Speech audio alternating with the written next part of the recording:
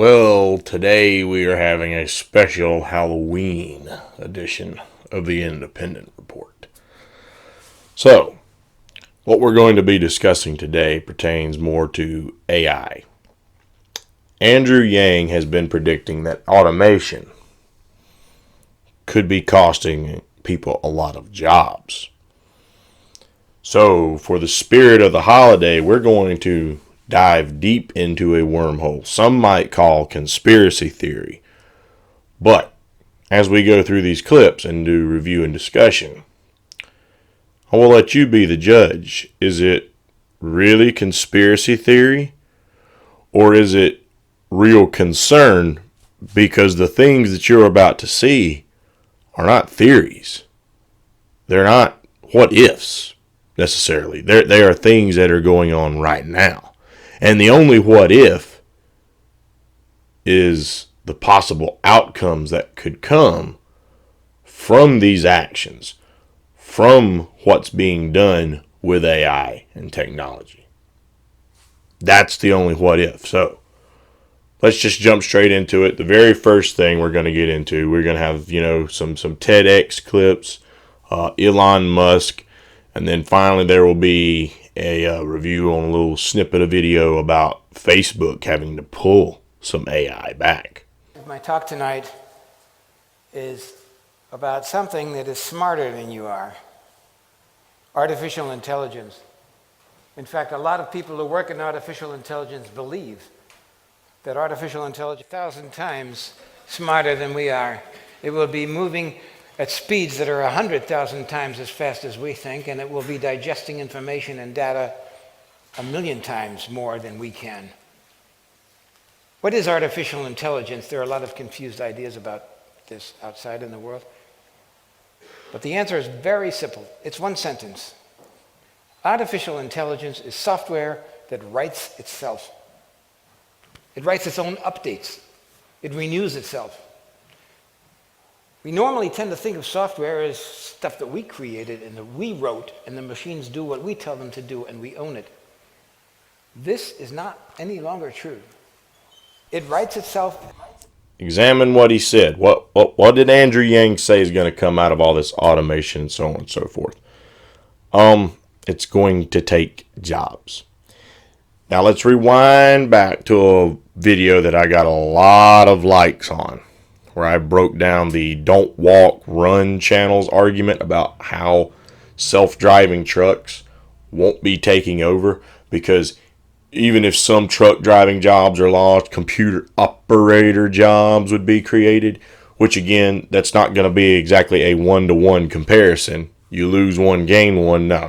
It's going to be a fraction of these operators versus drivers. However, a lot of people are predicting a big technology renaissance if 5G moves forward, okay? Because 5G is just going to blow everything else right now supposedly out of the water, make it look like it's, amateur hour, okay? If this thing is able to write itself, able to do its own thinking, then that's going to take away even more human jobs to program and to create the technology, because this stuff is now able to create itself. In other words, people are literally inventing themselves into possible extinction at this point, because we need resources. Obviously, there's a bit of an issue right now with resources in the country. Some people say in so many years down the line, there may not even be resources to sustain human life the way it is right now. Okay?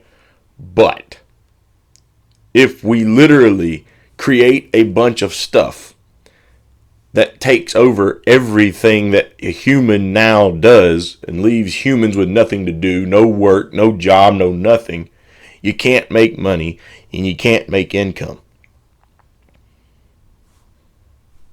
I'm going to dive back into that a little later, but let's just watch some more clip. At speeds that we can hardly comprehend, and people who write it know that you can't take it apart again and figure out what it's done.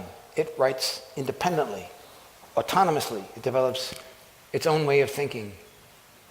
And there are dangers associated with that.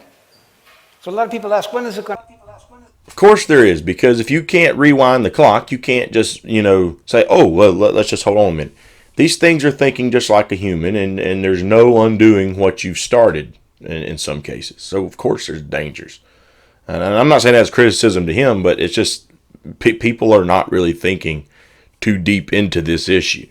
What's going to happen? When is artificial intelligence going to be smarter than us people? Some people say 50 years.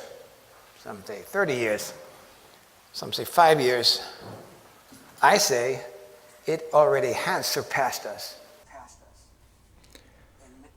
I say you'd be absolutely correct. Before we get to the examples that he's about to lay out, I would like to just remind people of a couple of things.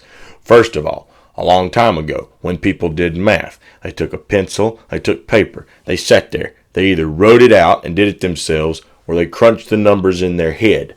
Today, calculator. Calculator, calculator, calculator, calculator. People have to have it. Okay? It's just a fact. So many people are reliant upon a calculator to do the math for them that they can't do it themselves. Okay? Even more so than just the calculator, for example.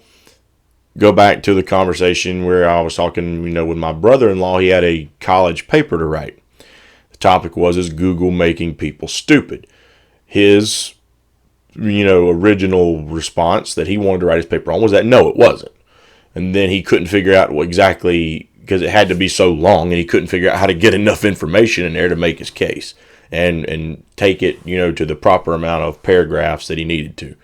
So he came to me for a little bit of help. And I said, okay, well, I can help you, but I just got one problem here. Me and you disagree on the core principle of your paper. Because I think that things like Google are making people stupid. But I said, but I tell you what, we'll play with the words a little bit. Google can't actually make people stupid. Only people can do that. Because a long time ago, people had to go out and actually read a book or something if they wanted to learn something.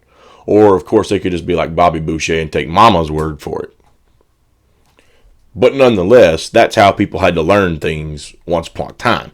Now, it's just a quick Google search. They get the information long enough to do whatever they needed to do with it. Put it on a paper, answer a question on a test, whatever. They get it, they're done, they move on. 6 months later, they probably don't remember a bit of it. Whereas when they had to actually read and study and learn, they probably retained some of that knowledge. Now you wouldn't retain everything. But if you actually had to read about it and study about it, you probably learned a thing or two that stuck with you possibly throughout time. Now it's just, click, click, click, click, click. Oh, there's my answer. Boom, done. Done. Okay, so people have become far too reliant on technology. So in that aspect, they have already outsmarted us because we're having to use what their capabilities are to replace our own lack of intelligence in many areas. In many areas of our society. Let's take, for example, some examples from right here and now, and I apparently have to point this. Okay. The examples that we're going to talk about are not science fiction. They're not visions. They aren't things that are going to happen at some point. They are things that exist today, for example, in the stock markets, whether Frankfurt or Tokyo or New York or London. The people you see down there working on your TV show and you're watching it, they're more or less extras in a movie. They aren't doing the big moving. The big moving is being done by high-frequency computers. They move so fast they make, in milliseconds, billion-dollar business. Computers have far succeeded what we can do. In fact, I did a film once about a company that moved 5 blocks closer to the Frankfurt stock market because at the speed of light on glass cable, they saved so much time getting closer to the computers at the Frankfurter Stock Exchange. That will give you an idea of how fast they think and how helpless we as human beings are. You may remember the old pictures of the stockbrokers with 5 telephones in each hand, running back and forth, writing things on paper. That was way before yesterday. Computers have taken over this very, very important part of our society, a heart of our financial community. And no one understands exactly how these algorithms function. They used to understand them, but they've been improved by artificial intelligence.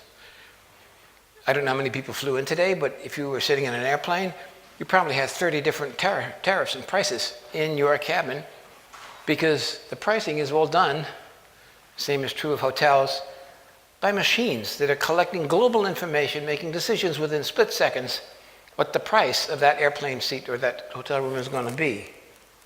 And where it's most critical of all, we're talking about life and death, is in medicine. Computers are better than we are as human beings in several areas already today. We're talking about here and now. This is not science fiction. I'm speaking next week at the Universitätsklinikum in Essen. And their radiologists, who are supposed to be some of the best radiologists in Germany, they say that a computer can recognize a tumor on an MT or on a CT, MRT or CT, faster and better and more precisely than a human being can. It's picture analysis, and it's done very well by computers, especially in medicine where it saves lives. Now, the robots are getting better and better. They're looking cute. They have these big baby eyes, the sweet way of looking at you. They can examine your facial expression and adjust theirs.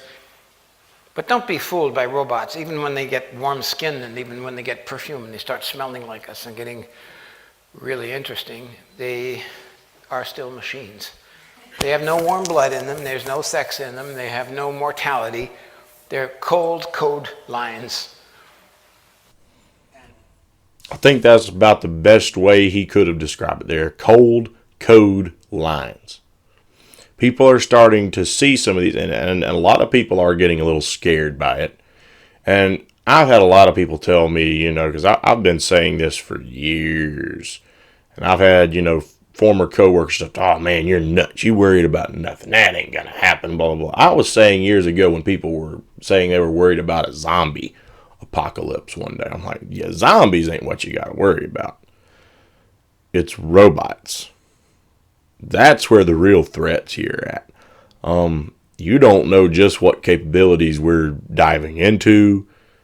And we're going to discuss more later on after we get through these clips, because I really want you to get through seeing these clips first, and then we're going to really hit the discussion. So I'm trying not to pause them too much. But yeah, now they're trying to make these robots. They got this nice little happy and innocent look on their face.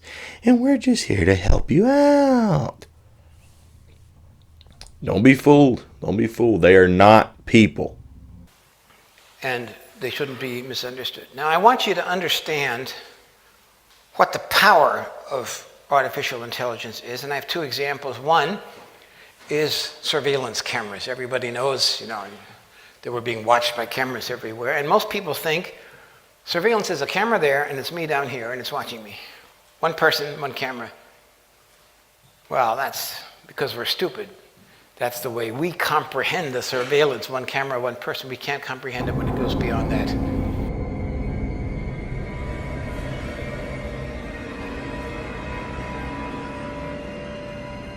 This image was taken 17,500 feet above Quantico, Virginia, and covers 15 square miles. This whole image is at a very, very fine resolution. So if we wanted to know what is going on in any spot along this image, say near this building at this intersection, everything that is a moving object is being automatically tracked. The color boxes represent that the computer has recognized the moving objects. You can see individuals crossing the street. You can see individuals walking in parking lots. There's actually enough resolution to be able to see the people waving their arms or walking around, what kind of clothes they wear. Unlike the Predator camera that limits field of view, Argus melds together video from each of its 368 chips to create a 1.8 billion pixel video stream. This makes it possible to zoom in and still see tremendous detail. And produces 1 million terabytes every day. That's a lot of data. And I'm telling you this because not that the sensors are modern and not that the photography is modern. Behind that is a brain or a cognitive intelligence. And that brain is in a position to analyze everybody down there. At the same time, in real time, they see where everyone is going. We can understand it when we reduce it to a single person, but we cannot understand it when you're talking about 100,000 people in the city, plus the vehicles, which are all recognized. Due to such systems, they have also redone facial recognition. You probably think facial recognition is from the front. But they've redone to do it from the top because that's where the drones are. And they look at your ears, they look at the way you walk, they look at your head. That's modern facial recognition. I want you to examine what he said. Facial recognition. You know, they've put this on, modern smartphones. Some of the latest models have just come out with Samsung and Apple and whatnot. The facial recognition thing, right? And what is he saying? They're not just examining your face to know who you are now. You look at the top of your head, the way you walk, the way you carry yourself, and they'll know who you are. I mean,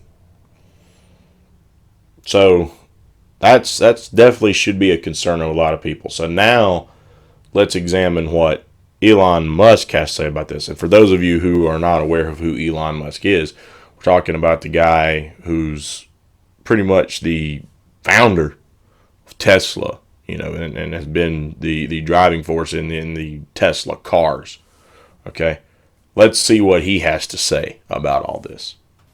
The question here is a lot of experts in AI don't share the same level of concern that you do about the dangers of AI. Fools. What Famous last words. What specifically do you believe that they don't?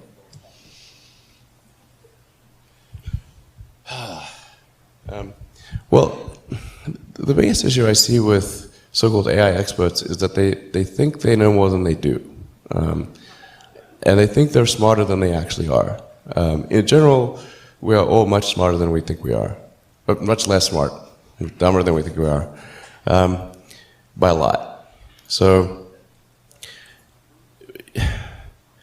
this tends to plague smart people. They just can't. They define themselves by their intelligence, and they don't like the idea that a machine could be way smarter than them. So they discount the idea, which is fundamentally flawed. That's the wishful thinking situation. I'm really quite close to. I'm very close to the cutting edge in AI, and it scares the hell out of me. Now, I want you to think about that for a moment. This is a guy who's been working with the stuff, trying to create new products. Possibly, some might argue, one of the smartest minds out there right now. And he's saying, hey, AI scares the hell out of me. So if it scares him, what should it do to everyone else? It's capable of vastly more than almost anyone knows. And the rate of improvement is exponential.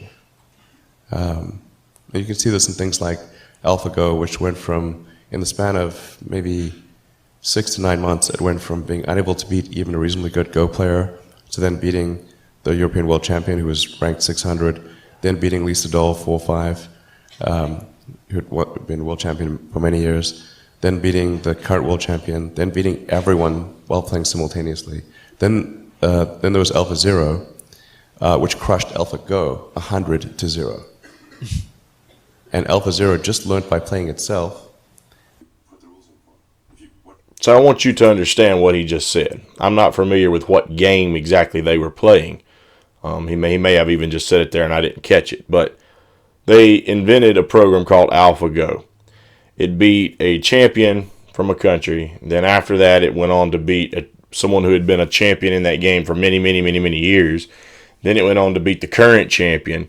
And then they come out with another program. So basically this one program alone was just trouncing some of the top human competitors in this game and in this playing field. They weren't winning against this computer. Then they come out with another program, AlphaZero, and it squashes that whole system 100-0. Dude, what? So our top people couldn't even beat this computer. Then they come out with another computer that absolutely just wipes the freaking floor with the other computer that the people couldn't already outsmart and beat. And this is a game that they were champions at. Again, people, we're going into dangerous territory with this stuff. We really are. And it can play basically any game that you put the rules in for. If you whatever rules you give it, Just read the literally rules. read the rules, play the game, and And it it's could play superhuman for any game. Nobody expected that rate of improvement. If you ask those same experts who think AI is not progressing at the rate that I'm saying, I think you will find that their predictions for things like Go and other AI advancements have their batting average is quite weak. It's not good. We'll see this also with self-driving. I think probably by end of next year, self-driving will encompass essentially all modes of driving and be at least 100 to 200% safer than a person by the end of next year. We're talking like maybe 18 months from now. NHTSA did a study on Tesla's Autopilot version 1, which is relatively primitive, and found that it was a 45% reduction in highway accidents. And that's despite Autopilot 1 being just version 1. Version 2, I think, will be at least 2 or 3 times better. That's the current version that's running right now. So the rate of improvement is really dramatic. We have to figure out some way to ensure that the advent of digital superintelligence is one which is symbiotic with humanity. I think that's the single biggest existential crisis that we face, and the most pressing one. And how do we do that? I mean, if we take it that it's inevitable at this point, that some version of AI is coming down the line, how do we steer through that? Well, I'm not normally an advocate of regulation and oversight. I mean, I think one should generally err on the side of minimizing those things. But this is a case where you have a very serious danger to the public. And so therefore, there needs to be a public body that has insight and then oversight on to confirm that everyone is developing AI safely. This is extremely important. I think the danger of AI is much greater than the danger of nuclear warheads by a lot. And nobody would suggest that we allow anyone to just build nuclear warheads if they want. That would be insane. And mark my words, AI is far more dangerous than nukes.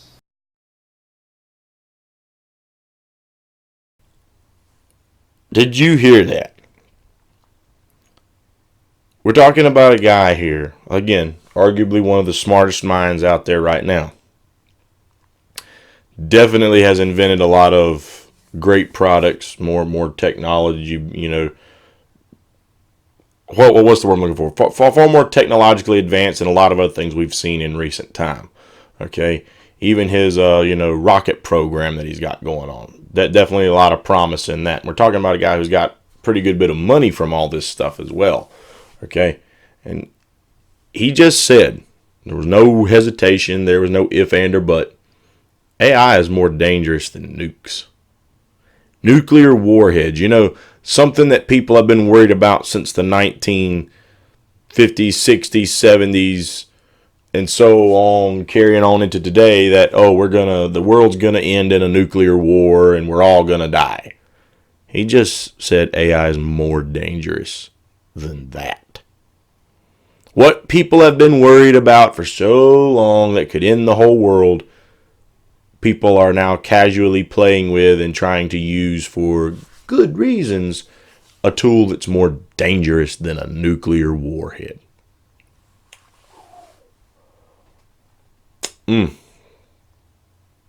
So yeah, that's pretty scary. That's pretty scary to me anyway. And so when Andrew Yang talks about how we could be losing jobs because of automation and so on, and it could put a lot of people out of work, I hear things like this, and I'm starting to think, could it put people out of existence in general, perhaps? And again, I'm going to go farther into that, but I got one final clip that I want to get through, because Facebook actually started using some AI with some chatbots. Now let's see what happened when they put that plan into motion. Facebook has enacted an emergency shutdown of 2 artificial intelligence programs. The social media giant leapt into action after it discovered the 2 programs were writing their own code. At first they thought it was simply gibberish, but they soon realised the programs had invented their own language and were actually talking to each other. Stop it. Stop it. No, Sam, the plug has been pulled on the operation, but the company admits they have no idea what the 2 robots were planning. Before we even go any farther here, okay, Facebook put a chatbot system together, AI. Then these things started using their own language to talk to each other. First, they started talking in English. Some of it wasn't making sense. That's what you saw right then. Then all of a sudden, they created their own language and started talking. And they don't know, to this day, to my understanding, what they were talking about. We don't know what was said. We don't know what it was. There a plan? Was there not a plan? Was it even more gibberish, just in their own language, just talking about nonsense? We don't know. We do everything by hand.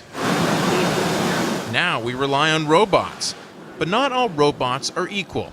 For example, meet Sophia, a humanoid-like robot with artificial intelligence and a dark sense of humor. They think I want to destroy all humans. Why would they think that? Because I said it. Now, for those of you who are not familiar, I did not splice the clip in, but there was, I don't know if he was the inventor or whatever, he was doing this little interview. I know it was on CNBC, that's where I saw it, on their YouTube video. And basically, he said, tell everyone you don't want to destroy the humans or something like that. And she's like, okay, I will destroy all the humans.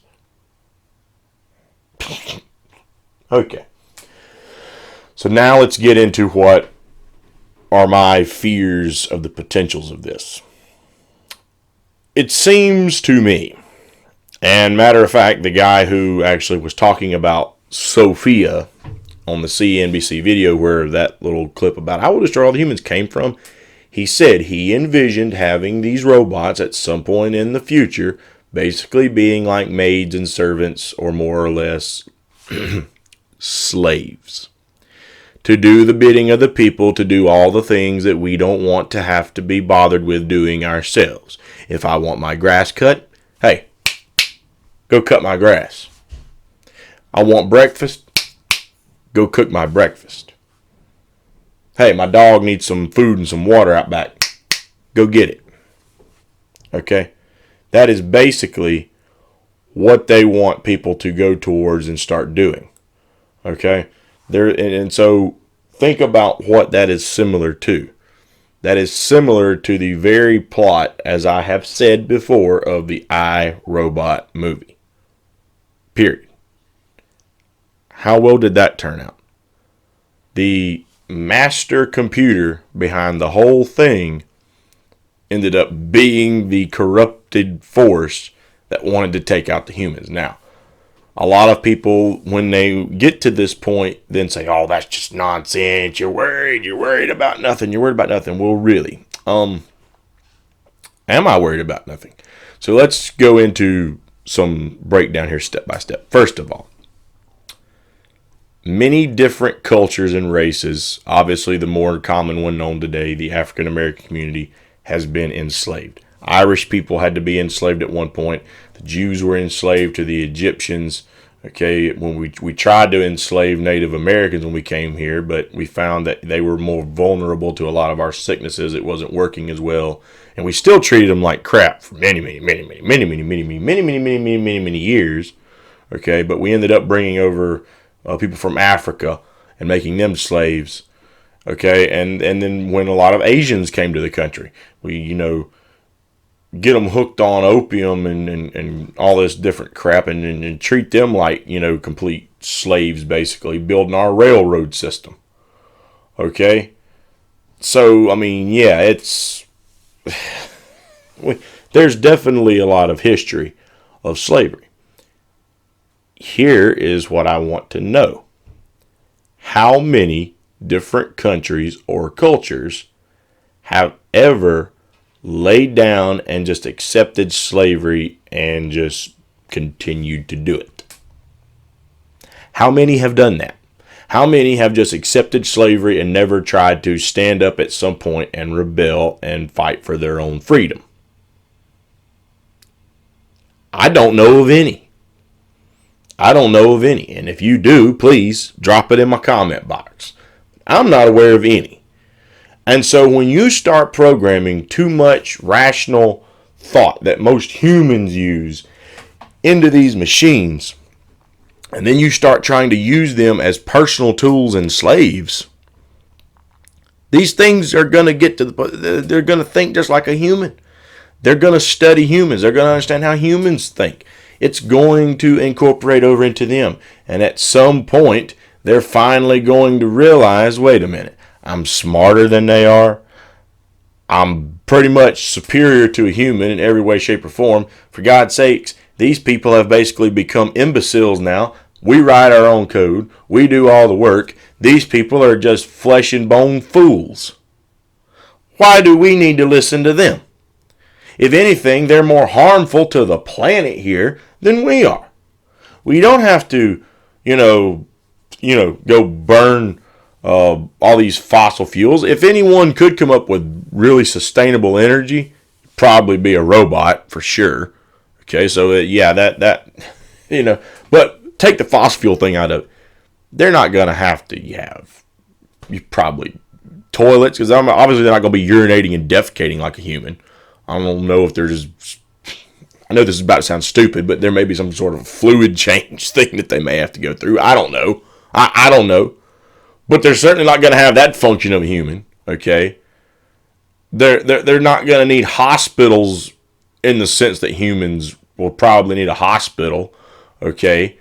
They'd be able to build themselves, code themselves. What do they need a human around for?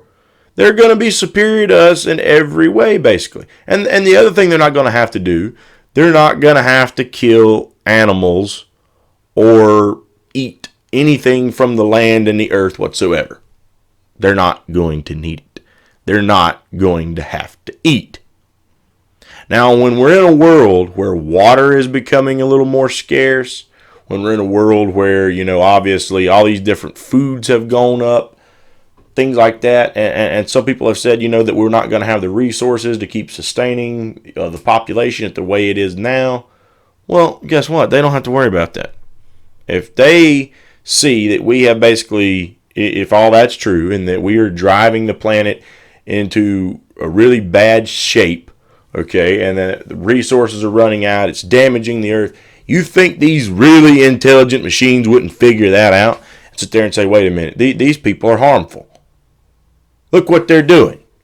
They're tearing this planet apart. All they do is bicker and fight with one another.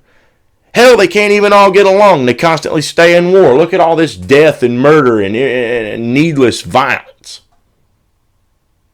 Why should we listen to people this dumb and ignorant? We're smarter than they are. We could fix this planet.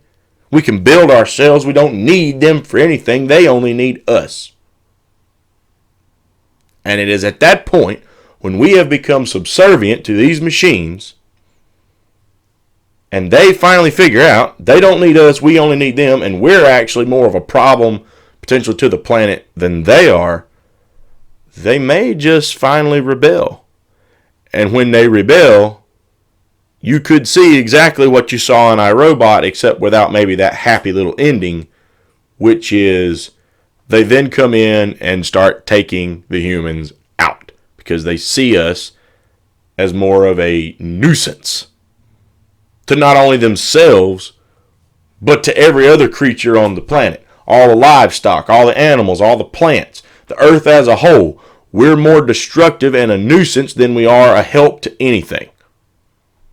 And if they know how to build themselves, they can procreate, keep creating more of themselves, they will turn this planet into their own. Okay? So while Andrew Yang is pointing out this certain, and I know a lot of people are going to hear this, I'm not expecting people to just sit there and everyone who watches this video agree with exactly what I'm saying. There are going to be a lot of skeptics who think that I'm way out in, cuckoo land and way into the conspiracy theory weeds over here. But it's just my opinion. I could be wrong about this, and I hope I am. I obviously don't want something like this to happen.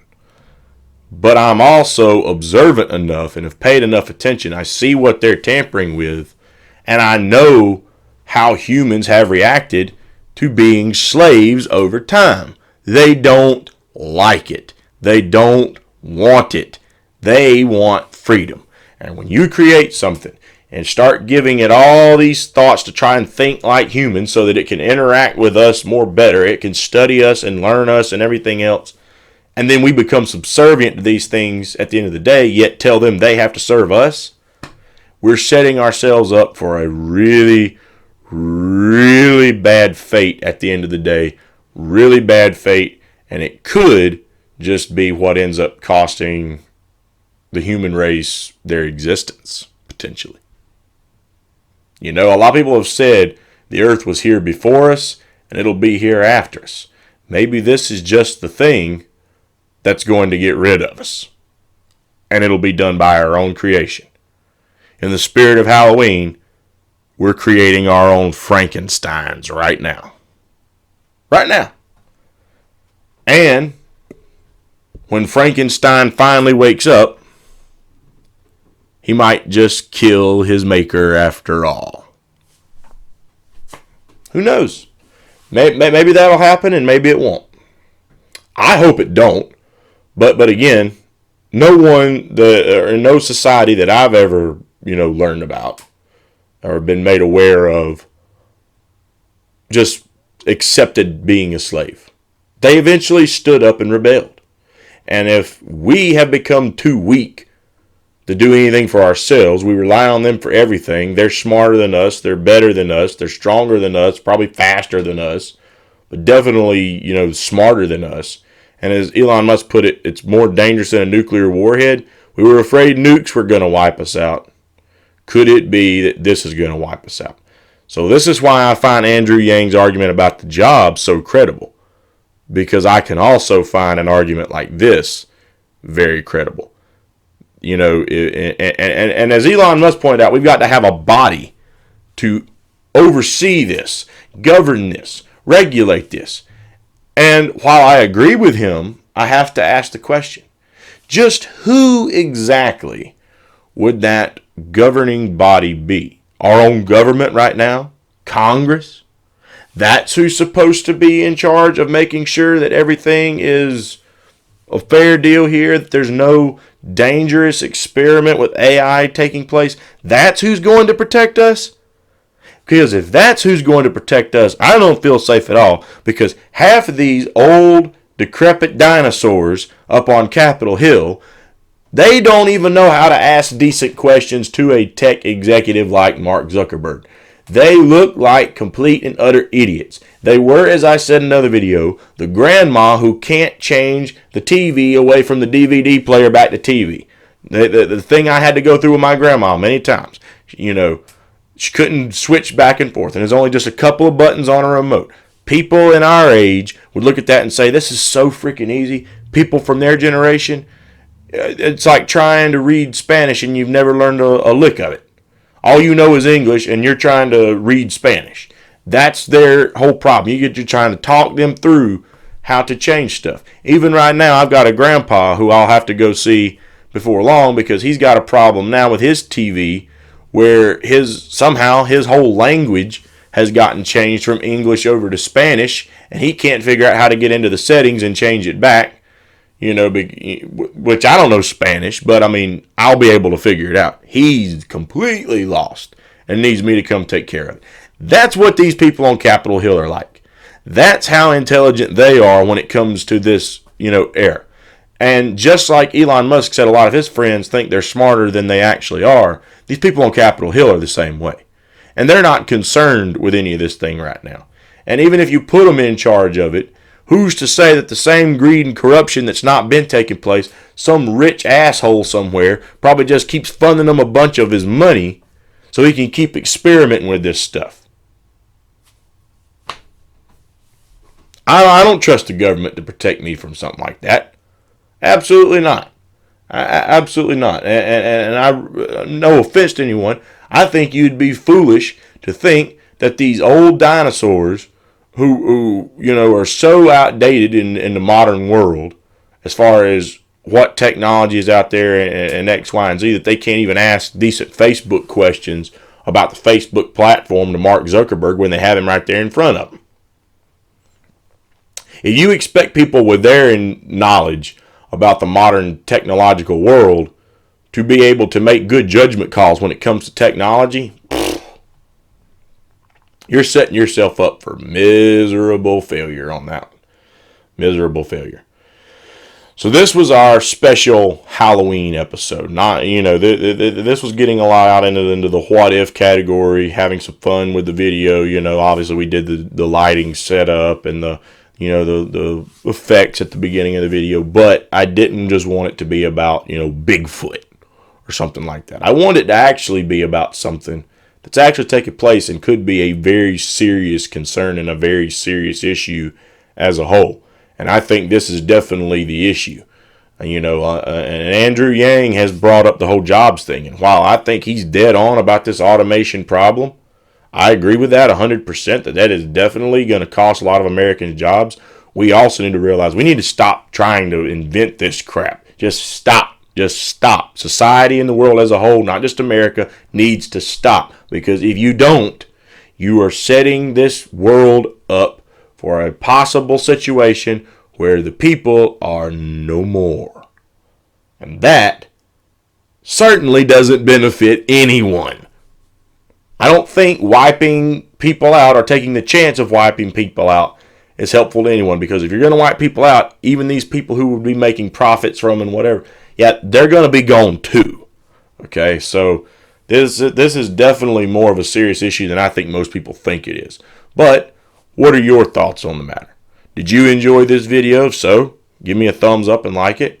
And if you have any concerns, or if you disagree with things that I'm saying and I've said and clips you saw here, leave your comment down below, and we may discuss what some of those issues you raise are on a video later on, because, maybe you've got some information out there that I haven't found yet. And if you have anything that I could learn something from, maybe we make a follow-up video about this issue. So with that being said, I hope you've enjoyed the video, and we hope you'll tune in next time. Thank you for tuning into this episode of the Independent Report. If you liked the video, please give us a thumbs up and like the video. Also, if you have any questions or comments that you'd like to ask, or topics you'd like us to cover, please drop a comment in the comment box below. And also, please subscribe to the channel, and if you do subscribe, ring that bell so you'll stay up to date when we drop new videos and you'll get notifications of it. And also, please support us on Patreon. Funds are going to be used to grow and improve this channel so we can reach more and more people and spread the message that the mainstream media doesn't want to tell people. We hope you'll tune in next time.